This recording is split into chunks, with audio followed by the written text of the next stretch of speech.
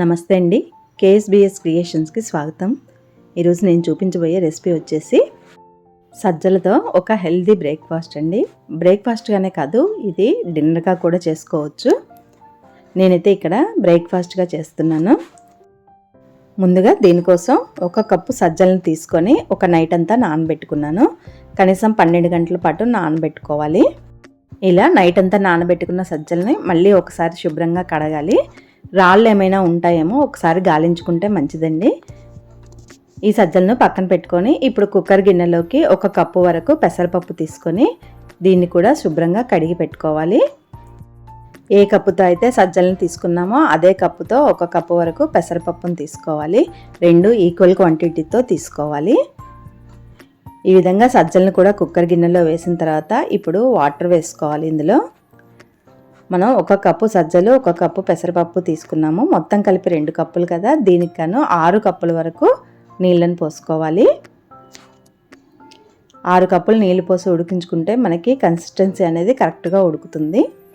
దీంట్లోనే కొద్దిగా పసుపు వేసుకోవాలి, అలాగే కొంచెం ఉప్పు కూడా వేసుకోవాలి.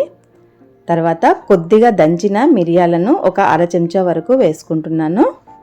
ఇవన్నీ వేసుకున్న తర్వాత మూత పెట్టి మంటను మీడియం ఫ్లేమ్లో పెట్టి 3 విజిల్స్ వచ్చే వరకు మెత్తగా ఉడికించుకోవాలి. ఈ విధంగా మెత్తగా ఉడికింది కదా, ఇక్కడ నాకు నీళ్ళు ఎక్కువ అయినట్టు అనిపిస్తున్నాయి కదండి, అదేమీ ఉండదు. మళ్ళీ దీన్ని ఒకసారి స్టవ్ మీద పెట్టి ఉడికించుకుంటాము.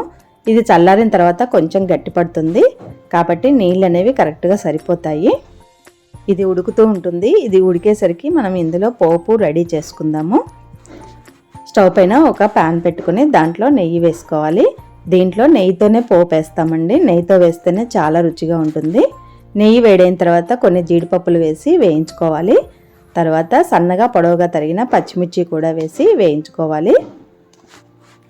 ఇవి కూడా వేగిన తర్వాత కొద్దిగా దంచిన మిరియాలని మళ్ళీ ఒక 1/2 చెంచా వరకు పోపులో వేసుకోవాలి. ఇందాక ఒక 1/2 చెంచా వేసుకొని ఉడికించుకున్నాం కదా, ఇప్పుడు కూడా ఒక 1/2 చెంచా వేసుకోవాలి.